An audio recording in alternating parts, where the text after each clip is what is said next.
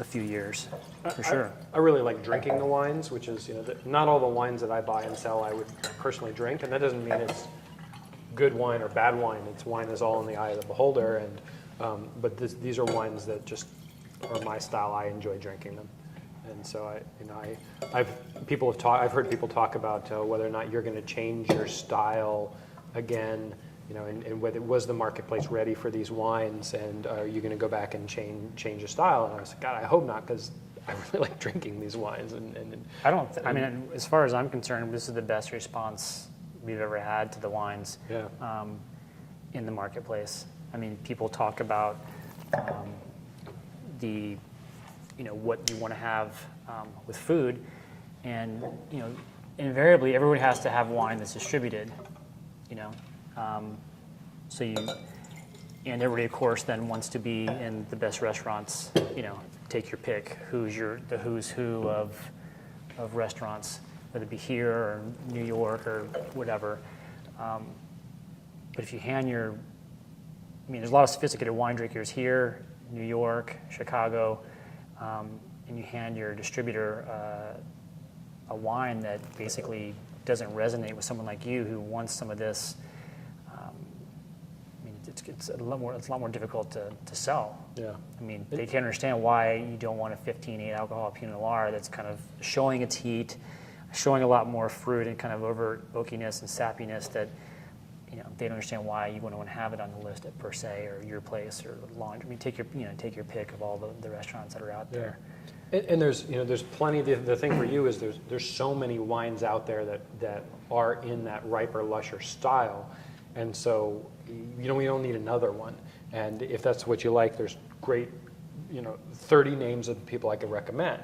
But I think that doing this style well is a little few and far between, because not everybody can achieve this. Not every vineyard can achieve this. And I think that's one of the things of picking wine ripe is you can make decent wine out of most vineyards for Pinot Noir if you just get it ripe enough. But you have to have a specific vineyard to be able to pick early. Right. And I think that one of the things you're probably finding is you're figuring out where these vineyards are where, hey, I can pick this at 22, 23 bricks and it's ripe.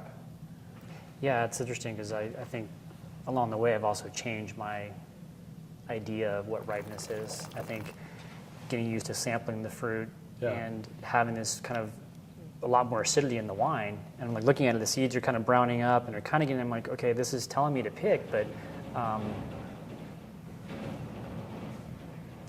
something that again, something telling you to the wines are physiologically ripe.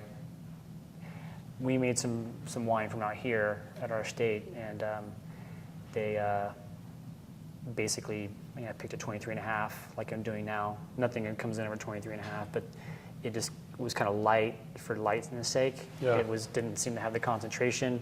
It was pretty, but it really wasn't, nothing like these. And I think I've had this kind of debate back and forth with a few winemakers who make, saying, I have to pick it, 30 bricks to get the seeds brown and the stems ripe. And then, for me, I'm like, I don't want to make wine from that place because you're obligated to add acid and water and kind of get it back unless you just want to, let it roll and make 17% alcohol Pinot.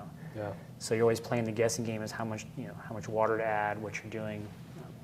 I didn't even tell you what these were, but this is Kaiser en Bas and Kaiser en Eau for the 6. Yeah, I think the second one, the en Bas is one of my favorites. This is a rich wine to me. This is it's a big Pinot in this range. Like the Monument Tree is even more kind of light, redder fruit and really pretty, and I drink it younger. But there's definitely a kind of an extra lushness on this wine that you get that more of that texture and kind of velvety character. Yeah, it's a last vineyard in the appellation. Surprisingly, it's the coldest spot. It's always our vineyard that gets nuked from frost, and much to the chagrin of my partner. But at the end of the day, it's for me, it makes some of our most exciting wine I've had. Again, people ask which one's your favorite. I'm like, okay, well, they're all my favorite in some level because they're different. That's one thing I noticed also about this is that being kind of lower less extraction, lower alcohol. They seem, you can tell the differences between the vineyards more. I've tasted some wines from wineries who make, a lot of different vineyards and wines, and some, it's hard sometimes from the same region to kind of differentiate between the wines. They seem to have different just levels of extract, but that's about it. There's not really, like, the fruit profile is still very the same. It's ripe and doesn't seem to have any differentiation between the fruit profile, if that makes any sense.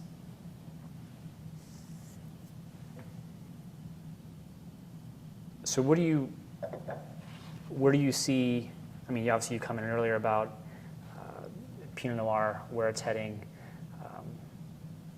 It seems like, again, I just spent a lot of time in New York this last week and saw, some of your contemporaries, whether MSs, et cetera, and who are buying from programs from as simple, some from as great as, say, per se, so to speak, as use it, and simple as just an everyday kind of bar baloo, just kind of, everyday place. Bar baloo is every day. Well, no, but but I mean, it's this one. I mean, for New York, it's not that expensive. I mean, it's New York, so I mean, but even so, I mean, going to Hearth or places like that. I mean, there's certainly some just easy eating places that. But just seeing their response was kind of, I don't know. It was it made me feel a lot better about the decision I made, because, until you get out there and you pour the wines for people like you really don't know what's going to happen. You sit here and think about it, and this is what you like. And I mean, no one's going to confuse you as a Burgundy. And I always pour these people. When I pour these wines for everybody, no one thought about oh, this is going to confuse me with Chambord and blah blah blah. I don't think the wines taste like Burgundy. They taste, but I think they taste like California wine that you're going to enjoy if you tend to like Burgundy. And I think you'll find that you're going to be more successful in certain markets. And I think markets where they're used to drinking a little bit more European styles of wine, I think you're going to find more acceptance. And in other areas, I think the people might not get the wines at first, but. Right. You don't need the whole world to get your wines. I'm looking to buy California wine because I sell more California wine than anything else, but I want it to fit sort of the nature of the program, and so it's always hard for me to. I wish there were 10 or 20 more people making Pinot Noir like this. Yeah, I find it a challenge. I mean, it's kind of the challenge from our standpoint to find the voice of these people that. Want the style of wine. Yeah. How do you get the word out? I mean, because there's not a lot of people out there beating the drum. I mean, you are, but it's like a war of attrition for us. One person at a time gets kind of changed into something. And I mean, you were commenting earlier about the Pinots. I mean, I've tasted a lot of stuff from, I'd say a lot, but enough from wines from Mount Eden and Swan and stuff in the 70s that made a lighter body that have held up, that are pretty interesting. I tasted 69 Hansel the other day at the winery, and it was it's just great, perfect, and I have no idea what the lifespan of these wines are going to be like. These wines are not as tannic as those wines I'm sure were in their youth, but I think there's a potential here to really age, and I'm putting a few in my cellar and anxious to see what is this, and I think none of us really know. For now, I mean, I'm glad you're making this style of wines, and I encourage. It's not for everybody. Again, it's not what I'm going to sell to everybody, but I'd like to see more people making this style of wine just for my own selfish taste. Right. I'm happy to sell people wines that they're going to like, whatever that is. But in terms of for me to drink California wines, this is the style I like to drink at home. Cool. Well, we'll keep making them.